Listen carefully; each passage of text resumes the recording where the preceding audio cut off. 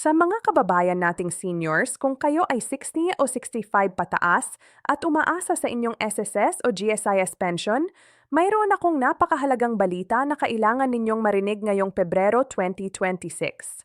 Maraming mga matatanda ang naguguluhan, nag-aalala at nagtatanong kung totoo ba ang balitang may paparating na 15,000 na pensyon mula sa SSS at GSIS.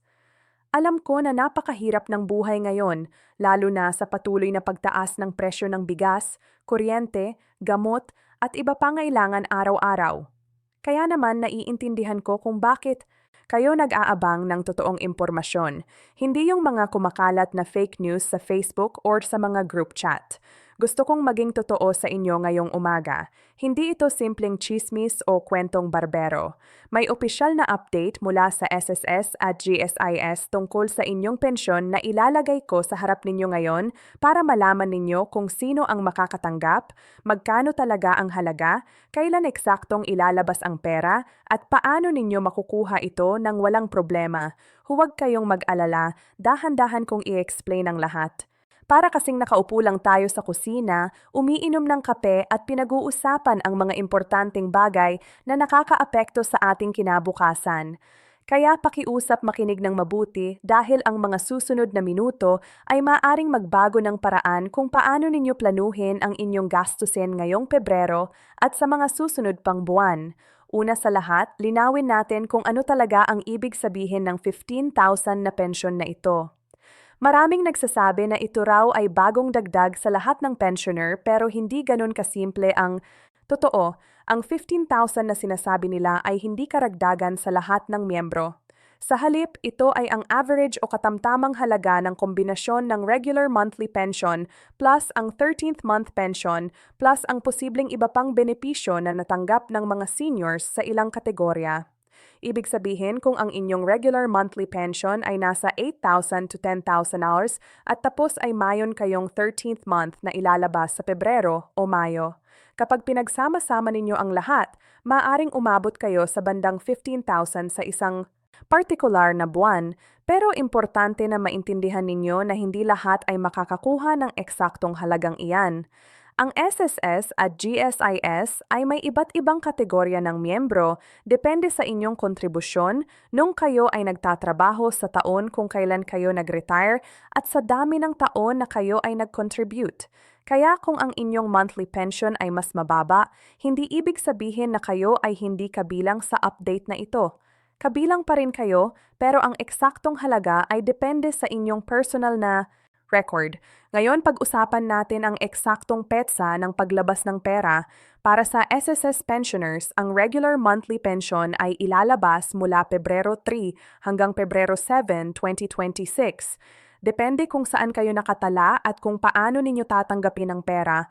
Kung kayo ay tumatanggap ng pension through ATM card sa banks tulad ng Union Bank, Land Bank o DBP, ang pera ay karaniwang naglalabas na sa account ninyo sa unang linggo ng buwan. Pero kung kayo ay pumupunta pa rin sa SSS branch o sa bayad centers tulad ng Cebuana, ML Wheeler o Palawan Pawn Shop, ang schedule ay maaaring mag-iba ng kaunti. Karamihan sa mga branches ay nagsisimula ng payout sa Pebrero 5 pero maaaring may ibang lugar na hanggang Pebrero 10 pa bago makuha ang pera. Ang importante, huwag kayong magmadali sa unang araw dahil mahaba ang pila at mainit ang panahon. Mas mabuti na pumunta kayo sa gitna ng linggo mga Miyerkules o Huwebes para mas mabilis at mas komportable ang proseso. Para naman sa GSIS pensioners, ang kanilang regular monthly pension ay ilalabas din sa parehong schedule, pero ang kanilang 13th month pension na ibinibigay karaniwang sa buwan ng Mayo ay maaaring ma-advance ngayong taon depende sa announcement ng GSIS. Kaya importante na regular kayong mag-check ng inyong text messages or ng official GSIS website para sa updates. Pero tandaan ninyo, may mga pagkakataon na may mga kaltas o bawas sa inyong pensyon na hindi ninyo inaasahan. Ito ang tinatawag na CL back or adjustment. Halimbawa, kung meron kayong utang sa SSS or GSIS mula noong kayo ay active, member pa tulad ng salary loan, calamity loan o emergency loan, na hindi pa tapos bayaran. Ang bahagi ng inyong pensyon ay otomatikong kakaltas bawat buwan hanggang mabayaran ang balanse. Madalas ang mga senior ay nagugulat, bakit ang 10,000 na pensyon ay naging 7,500 lang? Hindi nila alam na may natitirang utang pa pala na hindi pa cleared. Kaya ang payo ko, pumunta kayo sa SSS or GSIS office o tawagan ang kanilang hotline para i-check ang inyong records. Kung meron kayong utang, tanungin ninyo kung pwede bang bayaran ng buo para hindi na kayo ma-stress sa monthly deductions. Isa pang posibleng kaltas ay ang Medicare o PhilHealth contributions. Kahit retirado na kayo, ang PhilHealth ay patuloy na nagdeduct ng premium mula sa inyong pensyon kung kayo ay hindi nag-apply ng exemption. Ang exemption ay available para sa mga indigent senior citizens o sa mga walang ibang source of income. Kaya kung kayo ay qualified, mag-apply na kayo para makatipid ng mga 400 to 600 bawat buwan. Ngayon naman, pag-usapan natin ang mga nakatagong benepisyo na maraming seniors ang hindi alam. Una, ang SSS ay may funeral benefit na 40,000 hanggang 60,000 na ibibigay sa inyong mga beneficiary kapag kayo ay pumanaw. Pero maraming pamilya ang hindi alam kung paano mag-claim nito kaya napapabayaan. Ang kailangan lang ay dalhin ng inyong asawa o anak ang death certificate SSS ID ninyo at valid ID ng claimant sa nearest SSS branch. Walang bayad ito at karaniwang ilalabas ang pera sa loob ng 10 to 15 working days. Pangalawa, ang GSIS naman ay may survivorship pension para sa inyong asawa kapag kayo ay namatay. Ibig sabihin, ang inyong monthly pension ay patuloy na ibibigay sa inyong widowed spouse hanggang sa kanilang huling hininga. Pero ang kondisyon, dapat kayo ay kasal legally at may marriage certificate na nakafile sa GSIS. Maraming live-in partners ang nagugulat na hindi sila maaaring mag-claim dahil walang legal documents. Kaya kung kayo ay may asawa pero hindi pa rehistrado sa GSIS, ayusin ninyo na habang maaga pa. Pangatlo, meron din kayong senior citizen discount na 20% sa lahat ng gamot, pagkain sa restaurants at bus fare. Pero maraming seniors ang nahihiya o hindi nag-a-avail, huwag kayong mahiya. Karapatan ninyo iyan, ginawa ang batas para sa inyo. Dalhin lang ninyo ang inyong Senior Citizen ID or OSC ID at pag bumili kayo, sabihin ninyo lang na senior kayo at automatiko ang discount. Isa pang importanteng bagay na kailangan ninyong malaman ay ang tungkol sa tax. Maraming seniors ang nagtatanong, kailangan ba nilang magbayad ng income tax sa pension? Ang sagot ay hindi kung ang inyong tanging income ay pension lang mula sa SSS or GSIS. Ang pension ay exempted sa income tax according to Philippine law. Pero kung kayo ay may ibang source of income tulad ng rental property, business o part-time work at ang total annual income ninyo ay lumagpas sa 250,000, kailangan ninyong mag-file ng tax return. Kaya ang payo ko, kung kayo ay may karagdagang income, mag-consult kayo sa accountant or sa BIR para sigurado na tama ang inyong pag-file. Ayaw naman natin na biglang may dumating na notice mula sa gobyerno na may kulang tayong bayad. Mas mabuting malinaw at maayos ang lahat para walang sakit ng ulo. Ngayong alam na ninyo ang schedule at ang mga detalye, pag-usapan naman natin ang mga tips kung paano ninyo makukuha ang inyong pensyon ng walang hassle.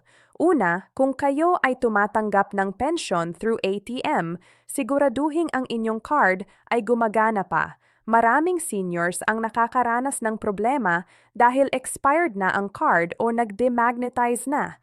Kung ganito ang nangyari, pumunta kayo sa bank kung saan kayo nakatala at mag-request ng card replacement.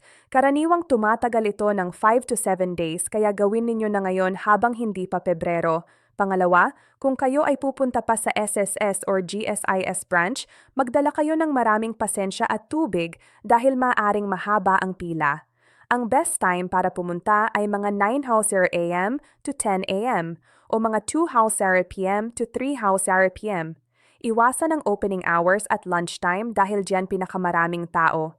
Pangatlo, kung kayo ay may representative na kukuha ng pensyon ninyo dahil kayo ay bedridden o mahina na, ang katawan, siguraduhin may Special Power of Attorney o SPA kayo na notarized. Walang SPA, walang release ng pera. Kahit sino pa yan, kahit anak o asawa ninyo. Pang-apat, kung kayo ay first-time claimant o bago lang mag-retire, siguraduhin kumpleto ang inyong documents. Ang karaniwang kailangan ay SSS or GSIS ID, valid government ID, birth certificate kung wala kayong ID at proof of address tulad ng barangay certificate or utility bill. Kung kulang ang documents, iuuwi lang kayo at babalik ulit kayo. Sayang ang oras at pamasahe.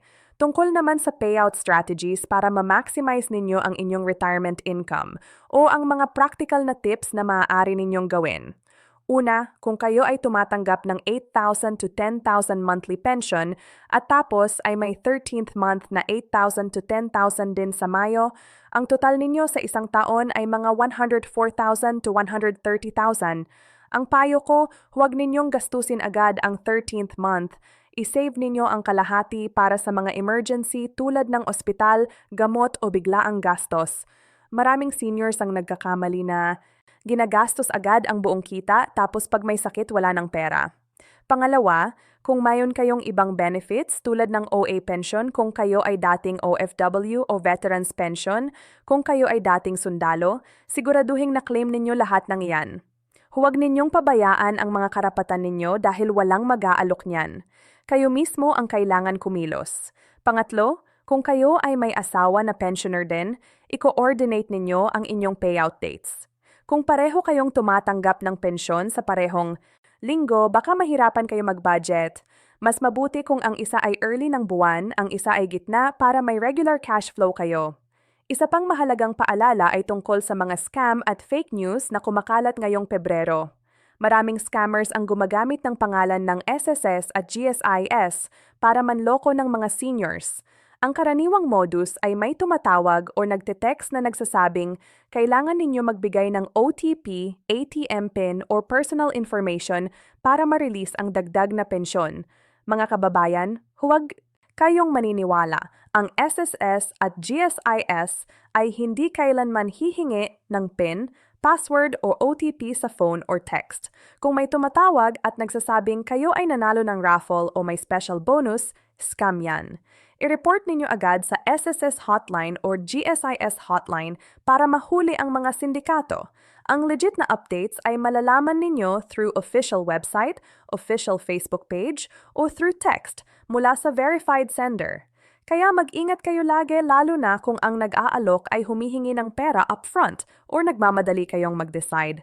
Ngayon, para sa mga seniors na hindi pa nakapag-register ng biometrics sa SS or GSIS, ito ang isa pang mahalagang reminder. Simula noong 2023, ang gobyerno ay nag-require ng biometric registration para sa lahat ng pensioners para masiguro na walang duplication o fraud. Kung hindi pa kayo nakapag-register, posibleng masuspend ang inyong pensyon hanggang sa kayo ay mag-comply. Ang proseso ay simple lang. Pumunta kayo sa nearest SSS or GSIS branch, magdala ng valid ID at magpapakuha ng larawan, fingerprint at signature. Tumatagal lang. Ito ng 10 to 15 minutes at walang bayad. Kung kayo ay mahina na or hindi na makakabiyahe, may option na mag-request ng home service kung kayo ay bedridden or senior with disability. Tawagan lang ninyo ang hotline at mag-schedule ng appointment.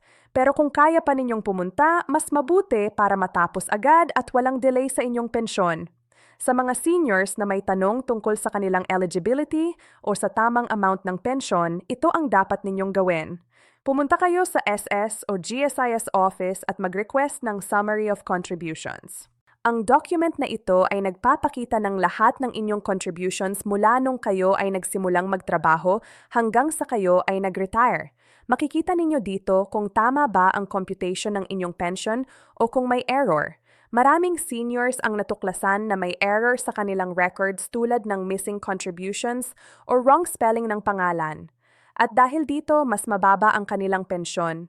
Kung may nakita kayong mali, mag-file kayo ng request for correction at dalhin ninyo ang supporting documents tulad ng payslips, employment certificate o ITR. Ang SSS at GSIS ay may obligation na i-correct ang records ninyo kung may ebidensya kayo, kaya huwag kayong mag-settle sa maling halaga. Ipaglaban ninyo ang tama. Gusto ko rin pag-usapan ang mga benefits para sa surviving dependents. Kung kayo ay may anak na minor de edad or may disability at kayo ay namatay, ang inyong anak ay may karapatang tumanggap ng dependents pension. Para sa SSS, ang dependents pension ay 1,000 to 2,000 per child, depende sa number of dependents. Para sa GSIS, ang halaga ay mas mataas, mga 3,000 to 5,000 per child. Pero ang kondisyon ng anak ay dapat below 21 years old kung nag-aaral o any age kung may permanent disability. Ang pensyon na ito ay maaaring magpatuloy hanggang sa ang anak ay makagraduate o umabot na ng edad na 21. Kaya importante na ang inyong mga anak ay nakafile bilang dependents sa inyong SSS or GSIS records habang kayo ay buhay pa para walang problema sa claiming process. Para sa mga seniors na nag-aalala kung paano mag-budget ng 8,000 to 15,000 monthly pension sa panahon ng mataas na presyo o ang mga tips na maaari ninyong sundin. Una, magsulat kayo ng listahan ng inyong fixed expenses tulad ng bigas, kuryente, tubig at gamot. Kung ang total ay 6,000, naiwan pa kayo ng 2,000 to 9,000 para sa ibang gastos. Siguraduhin ang gamot ay priority dahil ang kalusugan ay pinakamahalagang yaman. Pangalawa, samantalahin ninyo ang senior citizen discount sa lahat ng pharmacy. Ang 20% discount ay malaking tulong lalo na kung kayo ay may maintenance drugs, tulad ng gamot sa diabetes, hypertension o heart disease. Pangatlo, kung kaya pa ninyong magtanim ng gulay sa bakuran, gawin ninyo. Malaking tipid yan sa weekly grocery. Pang-apat, iwasan ang mga luho tulad ng madalas na kain sa labas o bibili ng mga bagay na hindi naman kailangan. Ang simpleng pamumuhay ay hindi kahihiyan. Ito ay praktikal at responsable. Sa pagtatapos ng ating pag-uusap ngayong umaga, gusto kong ipaalala sa inyong lahat na ang 15,000 na pinag-uusapan natin ay hindi instant magic money na bigla ang darating sa lahat ng seniors. Ito ay kombinasyon ng regular pension 13th month at iba pang posibleng benepisyo na depende sa inyong individual record. Ang importante kayo ay informed, prepared at marunong magplano. Huwag kayong mabubuhay sa fake news o chismis. Magtiwala lang kayo sa official announcements mula sa SSS at GSIS. Kung may tanong kayo, huwag kayong mahiyang tumawag sa kanilang hotline o pumunta sa office. Ang mga empleyado doon ay nandiyan para tulungan kayo, hindi para pahirapan. Kaya maging mahinahon, magdala ng pasensya at huwag mag-alala dahil ang gobyerno ay committed na ibigay ang inyong benepisyo on time at in full. Huwag din ninyong kalimutan na kayo ay may karapatan bilang senior citizen. Kayo ay nagtrabaho ng maraming taon, nag-contribute ng malaki sa ekonomiya ng bansa at ngayon ay panahon na para ang bansa ay magbigay balik sa inyo. Kaya ipaglaban ninyo ang inyong karapatan, mag-avail ng lahat ng discount at benepisyo at magplano ng maayos para sa inyong kinabukasan. Kung kayo ay may asawa o mga anak, pag-usapan ninyo ang tungkol sa state, planning, sa kung sino ang inyong beneficiary at sa kung paano ninyo gustong ma-distribute ang inyong assets. Ang mga usapang ito ay mahirap pero kailangan habang kayo ay buhay pa at malinaw ang isip. Sa mga kabataang nanonood nito para sa kanilang mga magulang o lolo at lola pakiusap, tulungan ninyo ang inyong mga seniors na manavigate ang lahat ng proseso. Marami sa kanila ay hindi savvy, hindi marunong mag-internet o nahihirapang pumunta sa SSS or GSIS office dahil sa edad. Samahan ninyo sila asikasuhin ang kanilang paperwork at siguraduhing nakukuha nila ang lahat ng kanilang benepisyo. Ang maliit na tulong na yan ay malaking bagay para sa kanila. At sa lahat ng seniors na nakinig hanggang dulo, salamat sa inyong oras at atensyon. Sana ang mga impormasyon na naibahagi ko ay nakatulong sa inyo para mas maging malinaw ang inyong sitwasyon ngayong Pebrero 2026. Tandaan, ang buhay ay hindi palaging madali. Pero kung tayo ay may tamang kaalaman at maayos na plano, kaya nating harapin ang anumang hamon. Maging maingat kayo palagi, mag-ingat sa kalusugan at huwag kalilimutan na kayo ay mahalaga. Kayo ay karapat-dapat sa respeto, pagmamahal at serbisyong mabuti mula sa gobyerno. Hanggang sa muli, ingat kayo lagi at sana ay maging maayos at masaya ang inyong buwan ng Pebrero. Maraming salamat po at Diyos ay laging gabay ninyo at